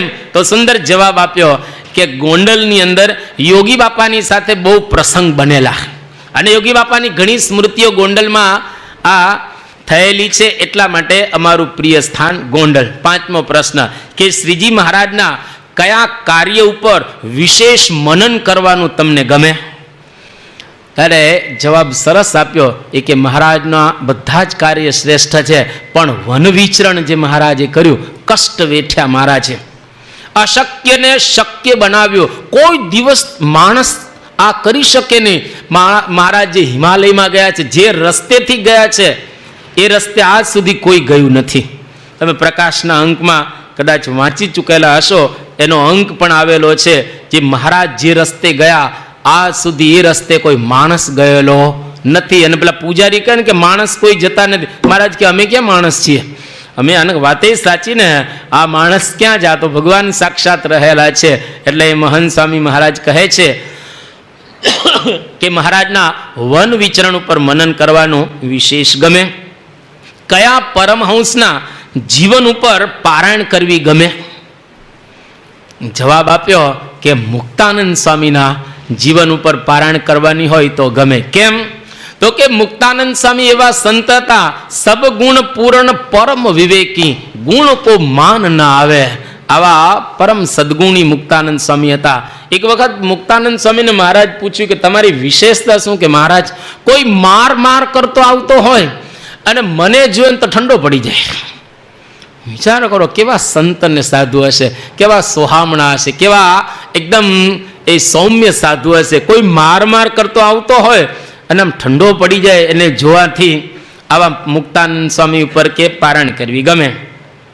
કે ગુણાતીતાનંદ સ્વામીના જીવનનું કયું કાર્ય અથવા ગુણ આપને વિશેષ સ્પર્શે છે? મહંત સ્વામી મહારાજ બોલ્યા કે હરિભક્તોની સાથે ગુણાતીતાનંદ સ્વામીને જે આત્મીયતા હતી, અરે બાજરો આવે ને કોઈના ખેતરમાં તો ગુણાતીતાનંદ સે ઓળખી જાય કે ફલાણાના ખેતરનો બાજરો છે. બાજરાનો કઈ રીતે ખ્યાલ આવે? ઝાડ ઓળખી જાય. આટલો આત્મીય ભાવ ગુણાતીતાનંદ સ્વામીએ હરિભક્તો પ્રત્યે કેળવેલો હતો. એટલે ગુણાતીતાનંદ સ્વામીનો આ ગુણ વિશેષ સ્પર્શે છે, આ કાર્ય અમને વિશેષ સ્પર્શે છે. 8મો પ્રશ્ન કે શાસ્ત્રીજી મહારાજના કયા કાર્ય ઉપર વિશેષ મનન કરવાનું ગમે? જવાબ સરસ આપ્યો કે યોગીજી મહારાજ અને પ્રમુખ સ્વામી મહારાજની ભેટ આપી ગયા એ શાસ્ત્રીજી મહારાજનું કાર્ય મહાન રહેલું છે. જો સંસ્થાની અંદર આ બધું તો આપણને મળે, પણ એવા સત્પુરુષ ન હોય તો એની શોભા નથી. મંદિરો કદાચ 1 કરોડ મંદિર થાય અને કરોડ બધું કદાચ આપણે મલ્ટીપલ ગણી શકીએ, પણ સત્પુરુષ જીવંત ન હોય તો હજી કેટલી મોટી આપણી સંસ્થા તો બહુ નાની કહેવાય. યાદ રાખજો, આપણે વર્લ્ડ વાઇડ કરીએ છીએ અને છે, કારણ કે દુનિયાના 196 દેશ છે. એસ્કિમોના 4 દેશ, એટલે દુનિયાના 192 દેશ. 192 દેશ યુનાઇટેડ નેશન્સ ઓર્ગેનાઇઝેશન એનું સભ્યપદ ધરાવે છે. આ 4 એસ્કિમોના દેશ છે, જેમાં -70 સેલ્સિયસ ઠંડી હોય છે. એટલે એ લોકો કંઈ આવી ન શકે. 0 ડિગ્રીમાં આવે તો એ લોકોને મુશ્કેલી પડે. એટલે સ્વાભાવિક રીતે લોકો યુનોની અંદર જોઈન્ટ થયેલા નથી. 192 દેશ યુનાઇટેડ નેશન્સનું આ સભ્યપદ ધરાવે છે, એમાં આપણી સંસ્થા પણ રહેલી છે. તો 196 દેશ આખા વિશ્વની અંદર એ રહેલા છે. હવે આ બધા દેશોની અંદર આપણે 55 દેશમાં પહોંચેલા છીએ અત્યારે. અને અક્ષરધામ દિલ્હીનું એમાં 100 અને લગભગ 89 દેશના લોકો ત્યાં આગળ આવી ગયા છે. 172 દેશના પ્રેસિડન્ટ અને પ્રાઇમ મિનિસ્ટર દિલ્હીનું અક્ષરધામ જોઈ ગયા છે વગર આમંત્રણે. એટલે આપણો પ્રચાર પ્રસાર તો વિશ્વમાં થઈ ગયેલો છે અક્ષરધામના માધ્યમ દ્વારા. પણ આજે વાસ્તવિક દ્રષ્ટિએ કેટલા સત્સંગી છે? તો લગભગ 10 લાખની આજુબાજુ કહી શકાય. દુનિયાની વસ્તી કેટલી છે? 7 અબજની, એટલે કે 700 કરોડ. 700 કરોડમાંથી 10 લાખ કેટલા ગણાય? કાંઈ ન. અમારું વરાછા જેટલો સત્સંગ છે બસ. વરાછા સુરતનો એક વિસ્તાર છે, એમાં 10 લાખની વસ્તી છે. આખી બીએપીએસ સંસ્થા ભેગી કરો એટલે વરાછા થાય, પતી ગયું કાર્યક્રમ પૂરો. સાઉથની અંદર આપણે કહીએ તો આ સાઉથ તમે જો ચેન્નઈ, આ બાજુ બેંગ્લોર, આ બાજુ હૈદરાબાદ અથવા તો સિકંદરાબાદ આપણે કહીએ, આખા સાઉથને ભેગો કરો તો કેટલા સત્સંગી થાય? બહુ ઓછા થાય. આમ ઓછા ઘર અત્યારે વધારેને તો ભેગા કરવા નથી આપણે, પણ જે ભેગા થયા એની જ વાત કરીએ ને. હમણાં દિનેશભાઈ જોડે ચર્ચા કરતા હતા તો આ મદ્રાસની અંદર છેલ્લા 40 વર્ષથી સત્સંગ શરૂ થયો છે, બરાબર? એક યોગી બાપાના વખતથી શરૂ થયો. યોગી બાપા, મેં કીધું યોગી બાપાના વખતથી, પણ આપણે એવું ગણીએ કે યોગી બાપા ધામમાં ગયા ક્યારે? 1971માં 23મી જાન્યુઆરી બપોરે 1 વાગે, બરાબર? તો યોગી બાપા ધામમાં ગયા પછી જ આપણે મદ્રાસનો સત્સંગ ગણો ને, એની પહેલાં નથી ગણવું આપણે. એટલે યોગી બાપા ધામમાં ગયા એને આજે વર્ષ કેટલા થયા? એટલે લગભગ 36 વર્ષ થયા ને આપણે કહીએ. એટલે 36 વર્ષ એટલે 46 વર્ષ થયા યોગી બાપા ધામમાં ગયા ને. તો 46 વર્ષ થયા છે યોગી બાપા. 46 વર્ષમાં મેં પૂછ્યું આનંદ સાગર સ્વામીને, કીધું કુટુંબ કેટલા છે આપણે ત્યાં? તો તો આનંદ સાગર સ્વામી આંકડો આપ્યો હોય, બોલાય નહીં પાછો આંકડો, જાહેર બોલાય નહીં, પણ એ 100 થી ઓછા કુટુંબ છે એવું કીધું એને, 100 થી ઓછા કુટુંબ છે. એટલે મેં કીધું આ 46 વર્ષ કે 50 વર્ષમાં દર વર્ષે 1.5 કુટુંબ વધ્યું કીધું. 1.5 આખા વર્ષમાં 365 દિવસમાં 1.5 કુટુંબ વધેલું છે. કદાચ પેલું એક કુટુંબ ગણો તો આજે આટલા કુટુંબ સત્સંગી છે. એનો મતલબ એવો થયો કે જેવો દાખલો આપણે કરવો જોઈએ એવો દાખલો આપણે કરી શક્યા નથી. 7 વખત પ્રમુખ સ્વામી આવી ગયા છે. દર વર્ષે પારાયણો પણ થાય છે, દર વર્ષે સંતોનું વિચરણ પણ થાય છે, અન્નકૂટનો પ્રસાદ પણ આપવામાં આવે. 1 મહિનો અન્નકૂટનો પ્રસાદ આનંદ સાગર સ્વામી બધે વેચે છે. 15 દિવસ અહીંયા અને 15 દિવસ 1 મહિનો વેચે છે. અને આટલું બધું છે તો કેમ સત્સંગ નથી થતો? એનું કારણ શું છે? જેવો કરાવવો જોઈએ, કારણ કે સંતો ક્યાં પહોંચી શકવાનું? બધા સંત, તમે સંતો જ છો ને, ખાલી કપડાં તમારા જુદા છે, તમારા સફેદ છે ને મારા ભગવા છે, બાકી આપણે સત્સંગી તો બધાય કહેવાય ને. એટલે આપણા ગુરુની આપણે વાત કરવી તો આપણને આનંદ રહેશે અને જે સાંભળશે ને એને આનંદ રહેશે. વચ્ચે એક પ્રસંગ રામાયણનો, જ્યારે લંકેશ ઉપર વિજય પ્રાપ્ત કરવા માટે ભગવાન શ્રી રામ હનુમાનજીને મોકલે છે, ત્યારે હનુમાનજી જેવા લંકામાં આવે, વિભીષણનું ઘર જોયું, ખુશ થઈ ગયા હનુમાનજી. અને હરિ મંદિર વહાં ભિન્ન બનાયા, તુલસી એમાં એના ઘરે એક હરિમંદિર જોયું, રાક્ષસના ઘરે હરિમંદિર. અને એકદમ હનુમાનજી ખુશ થઈ ગયા. અને આખા ઘરની અંદર રામ રામ રામ રામ એ લખેલું હતું. હનુમાનજી કહ્યું કે વિભીષણ આ કેમ રામ રામ? એ કે રામ ભૂલાઈ ન જાય ને એટલા માટે મેં લખ્યું છે. ભગવાન ભૂલાઈ ન જાય એટલે જ્યાં મારી દ્રષ્ટિ જાય ત્યાં રામ રામ. ત્યારે વિભીષણને જોઈને હનુમાનજી રાજી થયા.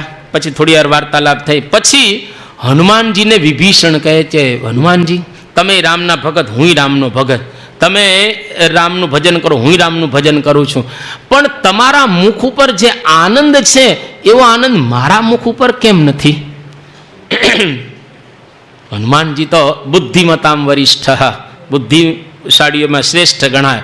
હનુમાનજી કહ્યું કે વિભીષણ તમે ને હું બે રામના ભગત છીએ, બે રામનું ભજન કરીએ છીએ, રામ ભૂલાઈ ન જાય એટલા માટે તો તમે બધે કોતરેલા છે રામ રામ રામ, પણ તમે ખાલી રામનું ભજન કરો છો અને હું રામનું ભજન તો કરું છું, રામનું કામે કરું છું.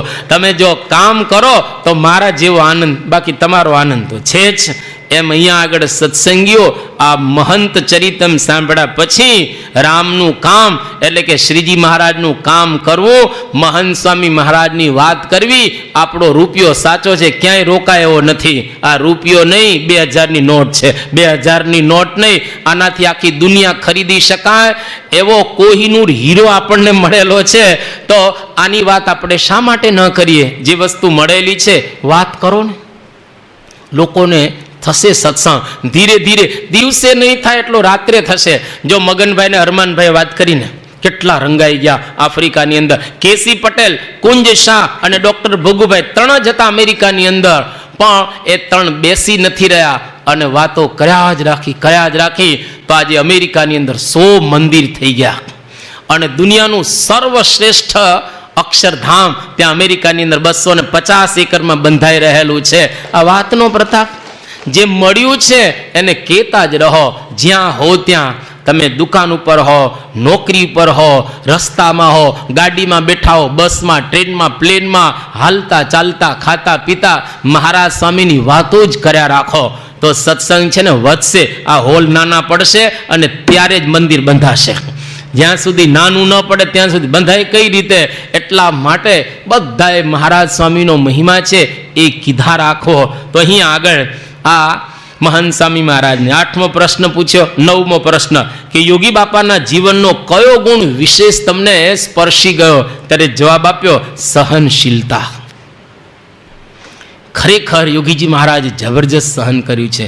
તમે યોગી બાપાનું જીવન ચરિત્ર વાંચો ને, 70 પાના. વિજ્ઞાન સ્વામી એમને જે હેરાન કરેલા છે ને એની બધી વાતો છે, અત્યારે વિસ્તાર નથી કરતો, પણ યોગી બાપાએ બહુ સહન કર્યું, જબરજસ્ત. એ ગુણ એમને સ્પર્શી ગયો.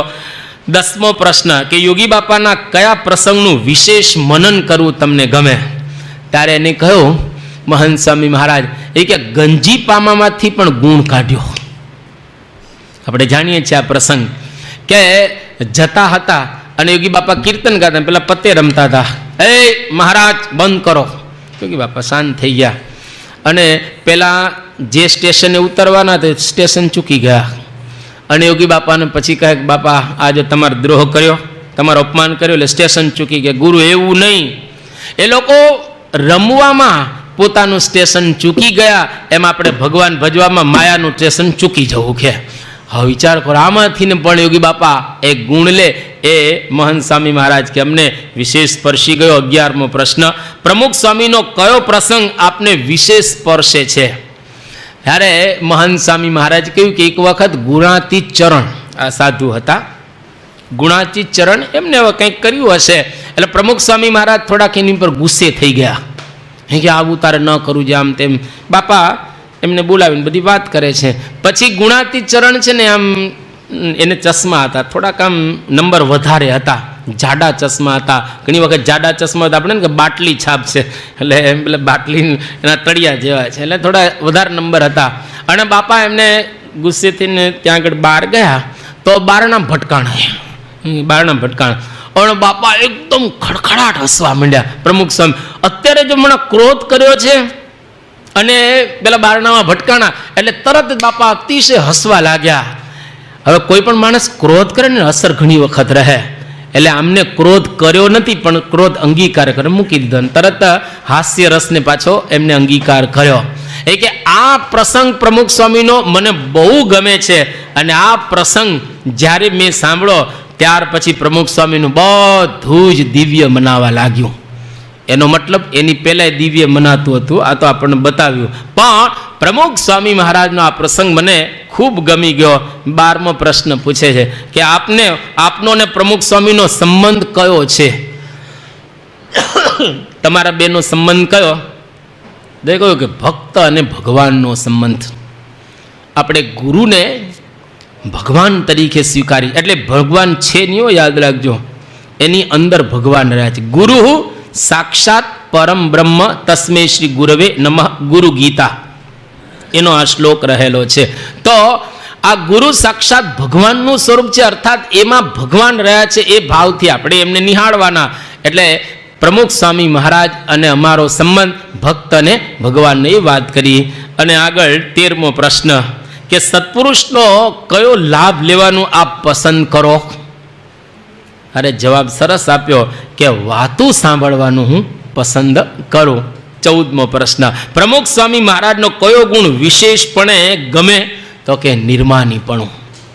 પ્રમુખ સ્વામી મહારાજ બહુ નિર્માની સંત હતા. આપણે જાણીએ છીએ કે એનડીડીબીના ચેરમેન ડૉક્ટર કુરિયન, જેને 60 દેશો પોતાને ત્યાં બોલાવતા, આટલો બુદ્ધિશાળી માણસ, એના પરિસરમાં પ્રમુખ સ્વામી મહારાજ જ્યારે પધાર્યા, પધરામણી કરવા માટે વિવેક સાગર સ્વામી ડૉક્ટર કુરિયનને કહે છે એ કે પ્રમુખ સ્વામી મહારાજ બહુ નિર્માની છે. એ કે સ્વામી કહેવાની જરૂરિયાત જ નથી, એમનું મુખારવિંદ જ કહે છે કે પ્રમુખ સ્વામી મહારાજ બહુ નિર્માની સંત રહેલા એ છે. આ નિર્માનીપણાનો ગુણ બહુ ગમે છે.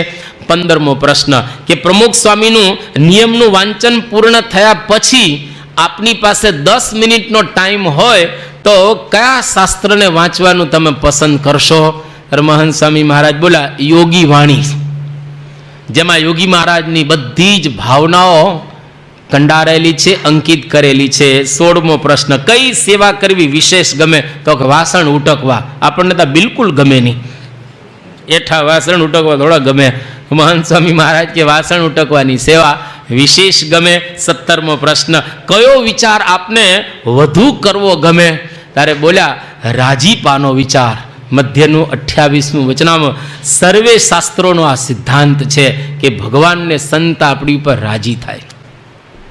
18મો પ્રશ્ન સારંગપુરમાં અમારી પાસેથી આપને શું અપેક્ષા છે? સંતો પૂછે છે. અમે બધા અત્યારે ભણીએ છીએ કે તો અમારી પાસેથી શું અપેક્ષા છે? ત્યારે મહંત સ્વામી મહારાજ બોલ્યા અમારે તમારી પાસેથી 4 અપેક્ષા છે. પહેલી, અભ્યાસ સારો કરો બધા સંતો. બીજી, સેવામાં વિશેષ બધા જોડાવ. ત્રીજી, આહનિક દ્રઢ કરો. અને ચોથી, અન્ય બધું બેલેન્સ કરવાનું. આવી વાત કરી. 19મો પ્રશ્ન 36 છે, આપણે ઝડપથી આગળ વધીએ. કોને પ્રસાદી આપવાનું વિશેષ મન થાય કે જે તપ કરે એને? જો તપ કરે તો પ્રસાદી આપવાનું વિશેષ મન થાય. 20મો પ્રશ્ન, સત્સંગની અભિવૃદ્ધિ માટે કયું સાધન વિશેષ મહત્વનું છે? આપણે હમણાં જ સત્સંગની અભિવૃદ્ધિની વાત કરી તો કહ્યું કે વર્તન.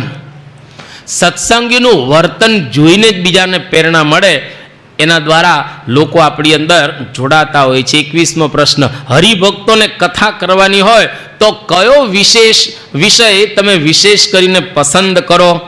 ત્યારે કહ્યું કે દિવ્ય ભાવ, સંપ અને અભાવ અવગુણમાં પડવું નહીં. આ એમનો જીવન મંત્ર છે. જ્યાં જ્યાં જશે અહીંયા આગળ આવશે ત્યારે આ 3 વાત તો અવશ્ય કરશે. એક સંપની કરશે, દિવ્ય ભાવની કરશે અને અભાવ અવગુણમાં પડવું નહીં એની પણ વાત કરશે. 22મો પ્રશ્ન, નવરાશના સમયે મનને શેમાં પરવવું ગમે? ત્યારે બોલ્યા વાંચનની અંદર. 23મો પ્રશ્ન, હરિભક્તો સાંસારિક પ્રશ્નો તમારી પાસે લઈને આવે ત્યારે આપને પેલો કયો વિચાર આવે છે? તો કે હરિભક્તો પર દયા આવે. અને ખરેખર હરિભક્તોના પ્રશ્ન એવા હોય ઘણી વખત દયા આવી જાય. 24મો પ્રશ્ન, મંદિરના સરકારી દરબારી એ બધા પ્રશ્નો આવે તો આપને સૌ પ્રથમ કયો વિચાર આવે? અરે મહંત સ્વામી મહારાજ બોલ્યા કે પ્રાર્થના. મહારાજ જે કરતા હશે એ સારું જ કરતા હશે. ભગવાનને સંત કોઈ દિવસ કોઈનું ખરાબ કરે નહીં. 25મો પ્રશ્ન, આપની પ્રિય ભાષા કઈ? સારંગપુરમાં પૂછાય છે. અને જ્યાં સંસ્કૃત બધા સંતો ભણી રહ્યા છે ત્યારે મહંત સ્વામી મહારાજ બોલ્યા કે 3 ભાષા, હિન્દી, ગુજરાતી અને અંગ્રેજી. તો સંતો બોલ્યા કે સંસ્કૃત નહીં? કે ના, સંસ્કૃત નહીં. અમારા જેવા બધા સંસ્કૃત ભણેલા ત્યાં આગળ બધા હતા કે સંસ્કૃત નહીં કે ક્યાં? એ કે સંસ્કૃત અમે ભણ્યા જ નથી, સંસ્કૃત ભણ્યા નથી એટલે અમારી પ્રિય ભાષા એ એમાં પણ કઈ ભાષા આ પ્રમાણે પ્રિય? તો સ્વાભાવિક રીતે એ તો અંગ્રેજી મીડિયમની અંદર પોતે ભણ્યા છે પણ ગુજરાતી એમને આ પ્રમાણે એ વાત કરી. પછી 26મો પ્રશ્ન કે આપની પ્રિય રમત કઈ? તો કે ફૂટબોલ. હવે આમાં વિશેષ આપણે વાત નથી કરતા. અને 27મો પ્રશ્ન કે આપને કઈ ઋતુ વિશેષ અનુકૂળ? સાબુદ્દીન કહે છે કે વિશેષ ઋતુ કઈ? ઘણા માણસો છે ને ફરિયાદ જ કરતા હોય, શિયાળો મરી ગયા, ઠંડી પડી. એટલે શિયાળામાં ઠંડી જ પડે ને, શિયાળામાં થોડી ગરમી પડે. અને ઉનાળો મરી ગયા, ગરમી પડે. ઉનાળામાં ગરમી જ પડે, વરસાદ મરી ગયા, પલળી. હવે તને કઈ ઋતુમાં રાખવો? સાબુદ્દીન અહીંયા આગળ મહંત સ્વામી મહારાજ કે બધી જ ઋતુઓ અમને ગમે છે, એક એક ઋતુઓ અમને સાનુકૂળ છે, અમને ગમે છે. 28મો પ્રશ્ન, આપને કયું વાજિંત્ર વગાડવું ગમે? ત્યારે બોલ્યા એ કે વાંસળી વગાડવી ગમે, કારણ કે વાંસળીનો નિનાદ, એનો અવાજ, એની મધુરબ કોઈ ઓર હોય છે એટલે વાંસળી અમને ખૂબ ગમે છે. 29મો પ્રશ્ન, આપનો પ્રિય વિષય કયો? તો વિજ્ઞાન. અને સત્પુરુષને વિજ્ઞાન જ ગમે. વિશિષ્ટમ જ્ઞાનમ ઇતિ વિજ્ઞાનમ. આપણે નોર્મલ જ્ઞાનની અંદર રાજતા હોય છે, એ લોકો તો વિશેષ જ્ઞાનમાં રાજતા હોય છે, એટલે વિજ્ઞાન એમનો પ્રિય વિષય. 30મો પ્રશ્ન, કયા પ્રકારના ઔષધ પર વિશેષ રુચિ છે? એટલે એમને પ્રિય છે હોમિયોપેથી અને આયુર્વેદિક, એમાં વિશેષ રુચિની વાત કરી. 31મો પ્રશ્ન, આપને કયા સ્વભાવ પ્રત્યે અણગમો છે?